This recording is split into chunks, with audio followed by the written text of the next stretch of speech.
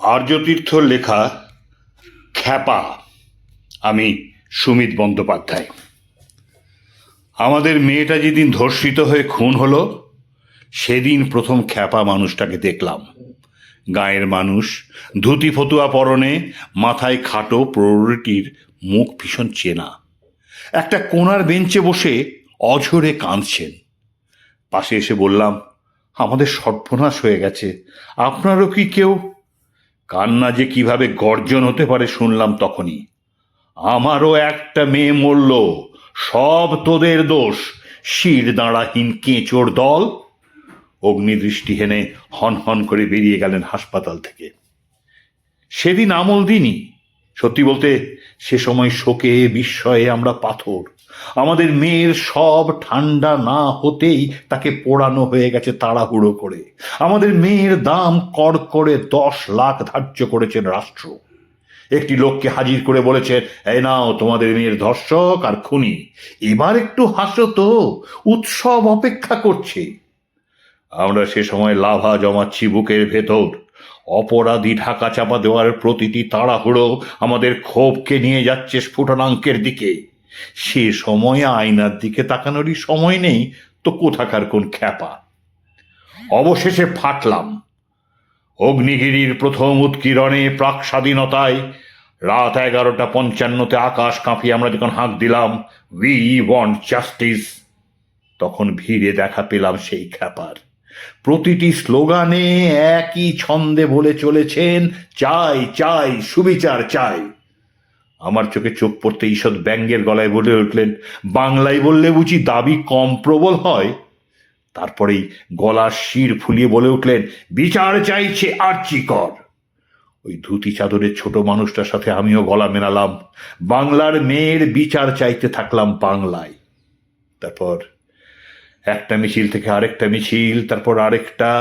নাগরিকের, শিক্ষকদের, ডাক্তারদের, রিক্সা চালকদের, মুক বধিরদের, যারা কোথাও কেউ না কিছু না, সেই এক ভোট দেওয়া বা না দেওয়া মানুষের ঢলে রোজ পা মিলিয়েছি অথবা হাসি মুখে রাস্তায় দাঁড়িয়ে দেখেছি আমাদের মেয়েটার জন্য ক্রমশই মানুষের স্রোত বাঁধ ভাঙা বন্যা হচ্ছে।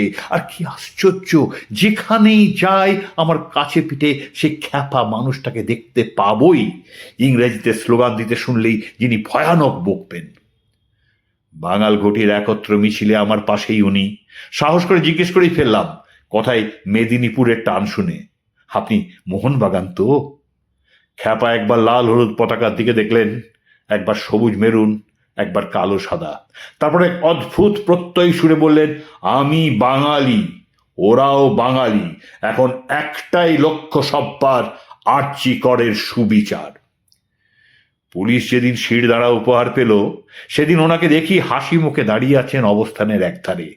আমাকে দেখে বললেন, স্পাইনের থেকে শিরদাঁড়া কথাটা জোর কত বেশি দেখেছ? বাংলা থেকেই আবার নতুন যুগের শুরু হবে মনে হচ্ছে। এই ভয় ভাঙবার লড়াইয়ে আবার আমাকে নেমে পড়তে ইচ্ছে করছে। আবার? আপনি আগেও করেছেন নাকি আন্দোলন? ভুরু কুচকে বললেন খ্যাপা, কেন হে, শুধু মিছিল আর ধর্নাই বুঝি বিপ্লব? একা হাতে ঠেলে গেছি ঢেউ বিপরীতে, যে বীজ গিয়েছি বুনে তারই ফসল এই দ্রোহ কলরব। ব্যাপারটা বুঝলাম না বটে, তবে ঘাঁটালামও না, খ্যাপাটা যদি মেরে টেরে দেয়। এক রাতে জুনিয়র ডাক্তারদের ধর্না মঞ্চে বেশ কিছু খাবার উদ্বৃত্ত। খ্যাপা হঠাৎ কোথা থেকে উদয় হয়ে বলে ফেললেন, কাছেই অজস্র আধপেটা খাওয়া মানুষের ফুটপাত বিছানা, সেখানে খাবারগুলো দিয়ে এসো না। আমি ওনার কথাটা ডাক্তারদের বলতে যাব, এমন সময় দেখি ওদেরই কেউ চেঁচিয়ে উঠে বলছেন, চল রে দেখি না খেয়ে কে কে আছে রাস্তায়। ঘুরে ওনাকে বলতে গেলাম টেলিপ্যাথি কথাটা, কিন্তু ততক্ষণে কোথায় যেন চলে গেছেন। আচ্ছা, টেলিপ্যাথির কোনো বাংলা হয়? 26শে সেপ্টেম্বর, শহরে মিছিল নেই, সদ্য অনুমতি ছিনানো হয়েছে নাগরিক জমায়েতের। খ্যাপার সাথে দেখা পার্কের এক কোনায়, গলায় মালা পরে মুড়ি বাতাসা খাচ্ছেন। বললাম, কি ব্যাপার, বার্থডে নাকি? খিচিয়ে বললেন, জন্মদিন, আজ ফেরত যাব।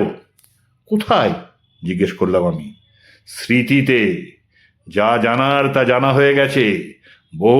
বহুদিন পরে দেশে শির দাঁড়া গজিয়েছে, বাঙালি নিয়েছে শিখে ঘুরে দাঁড়াবার বর্ণ পরিচয়। এইবার এইবার চিনেছি ওনাকে। চোখের জল আটকে ধরা গলায় বললাম, না গেলেই কি নয়? রোজ যে আপনার দেখা পাচ্ছিলাম, সেই সৌভাগ্যটা কেড়ে নেবেন? এখনো তো সামলাতে হবে বহু ঝড়। পারবে, পারবে তোমরা। যে খ্যাপামিতে স্রোতের বিপরীতে চলেছ সমাজ শোধরাতে, ওটাই আমি। যদি হতাশ লাগে কখনো, আমাকে স্মরণ করো, শির দাঁড়া সোজা করে ডেকো, ঈশ্বর।